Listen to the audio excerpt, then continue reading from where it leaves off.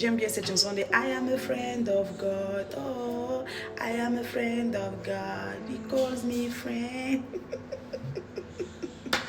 You are a friend of God. Bon, bref. Donc, la deuxième dimension, c'est Dieu est ton ami.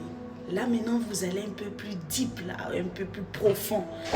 Là où tu n'es plus en haut. Parce que le voisinage, c'est en haut, hein.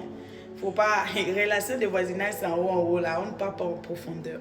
Mais dans la relation d'amitié, Dieu devient ton ami, il devient ton confident, il devient quelqu'un en part entière dans ta vie, il prend une place, il a une place importante dans ta vie. Vous marchez ensemble, il te fait confiance, tu fais confiance, parfois tu tombes, tu te répands, tu te relèves. Il t'accompagne, il te guide, il te transforme.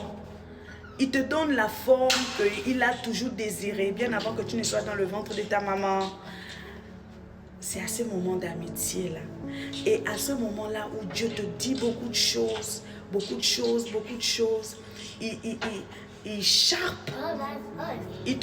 En fait, à ce moment, cette relation d'amitié, c'est là où Dieu te taille à sa volonté. Si tu te laisses faire aussi, hein, parce que si tu ne te laisses pas faire, il ne peut pas te forcer. Dieu ne force pas. Donc, à ce moment-là, il te taille. Il te donne la forme qu'il a toujours désirée. Il te donne le caractère, la vision. En fait, il te transmet ce qui est en lui pour toi. Et bien sûr, pour ceux qui sont autour de toi. Parce que Dieu sauve pour sauver les autres. Donc, c'est pas seulement cette relation-là, ne pense pas que c'est pour toi et non. Hein. Pendant la relation d'amitié, Dieu t'entraîne. Parce que quand il te voit, il voit plusieurs personnes.